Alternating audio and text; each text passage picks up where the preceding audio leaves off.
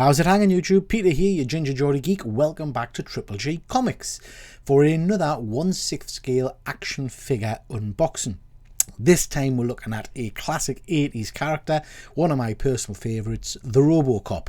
So ROBOCOP first came out in 1987 and starred the amazing Peter Weller as ROBOCOP, Officer Alex Murphy, who is in downtown Detroit and gets basically kicked shitless and turned into the ROBOCOP. It was followed on by ROBOCOP 2, which was meh, and then followed on by ROBOCOP 3, which was just absolutely horrendous. We got a sequel, or a kind of a remake in 2014 in ROBOCOP, which I actually thought was pretty cool. ROBOCOP's an amazing character, incredible kind of design and aesthetic, and it's got a lot of fond memories for me, so I knew I had to have him in my movies collection. Over the moon that Hottoys has got a figure, but it's an older one, so I had to kind of go back and pick one up. And this is it. This is the box for my ROBOCOP, like I say, second-hand figure from a good while ago, so it's an older model. But it's stunning. The box is a box. You know I don't get overly excited about these. It is die cast. It looks quite sexy and nice. It's got the cat on the back as usual, some writing on the sides and things like that, but it's a box. It is an interesting one in that it's split in the centre, so you lift this up and you've got a polystyrene box inside with ROBOCOP on it. Let's just crack on and see what we get in him. Oh my god, he's stunning! He's stunning. Look at him. So, this is ROBOCOP. You get all kinds of accessories. Like I said, this one was second hand and it has got a few issues which I'll talk about later on, but all the bits and bobs were present, so I'm over the moon with that. Let's get him out of the box and get all of these bits and bobs out so we can have a bit of a closer look at him. Okay guys, here he is. Tell you straight off, he's stunning. Not as heavy as I expected. I expected more in terms of the die cast, I think, but actually he's a pretty stunning looking figure. Let's have a look at all the different accessories you get with him, and there are a load.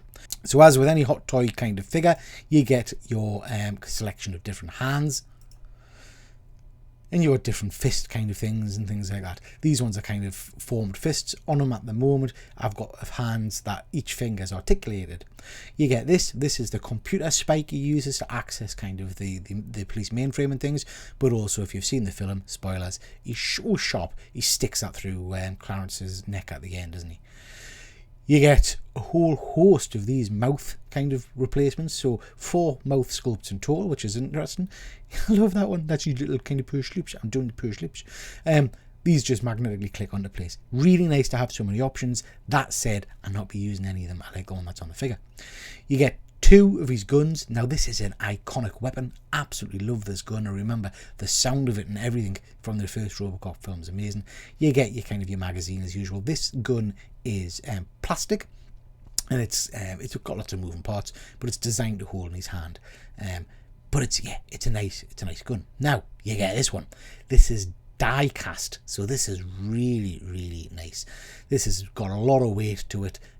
Like I said, die cast metal, really nice. Solid piece of weaponry.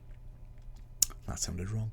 You get this because this is the damaged version, so you can replace his chest plate, and it's got all kinds of grime on it and markings, and these just magnetically clip into place. Great idea, but what I would say is he looks very odd if you've got just that and the that's stunning, by the way, the work on that, and you can see through it, so you can actually see his eye in it. But it looks a bit odd if you've got the helmet and the chest plate, but his arms and legs and everything look pristine. So I'll not be using the battle damaged swap outs for him. This is a cool little feature. So you get this little ROBOCOP stand, which is actually a kind of a remote control for him. So you've got a little voice box in him, so he can say some of the stuff. So here we go. Stay out of trouble. Drop the gun. You are under arrest. Dead or alive, you're coming with me. Come quietly or there will be trouble. Thank you for your cooperation. Good night. Serve the public trust. Protect the innocent. Uphold the law. Stunning. I mean, that takes me right back to the movie. So here I have him, guy. No poses or anything like that. He does look phenomenal, I have to say. He's got amazing shelf presence. The the armor just kind of glints. It's really nice. Like I say, I'm surprised there's not as much die casting in mind. Hands, these ones I've got on. Each finger is articulatable. Is that a word? No idea. But yeah, pretty cool. The shine on him is stunning. He is a very sexy figure. I like him a lot. In terms of articulation, he is an older figure. You've got some weird kind of joint action going on in his arms here, so you can pop his arms out and move them around a bit. I think that looks bloody awful, seeing the kind of the pegs there. So yeah, I think you have to be quite cautious with how you pose him, so he doesn't look silly. I have to say, not a massive amount of articulation. He is quite sturdy, I guess. Nice to have the individual finger articulation on the hands there, if they're the particular hands you're going to use. These rubber joints are the issue. Because it's an old figure, they split, and that's what happened with this figure. This was second hand. The arm joint at the back there, as you can see, had split. The guys repaired it with a bit of super glue. You can't tell. I think it's amazing, so I'm not worried about that. These bits clip on individually and move and articulate when you move his feet around. Yeah, feet movement is pretty good. He is a very heavy figure, so those ankle joints don't hold him particularly well. This is a cool feature, guys. You can open his leg just like in the movies, and that's where the die-cast gun is housed. So that slides out into his hand if you want to use it. Will say it's a little bit fiddly, and I was frightened I was going to snap bits off when I was trying to manipulate it and move it around. So I'm not sure I would pose it with that kind of coming out. I'll keep his leg clipped shut, I think. But it's a nice feature to have. I do like that. Here we'll go with him posed with the handgun. Really cool. I will say that it's a bit of a pig to try and get those articulated fingers to hold the weapon well, but yeah, he looks amazing. Here he is with a bit of battle damage going on, and also that data spike thing popped out.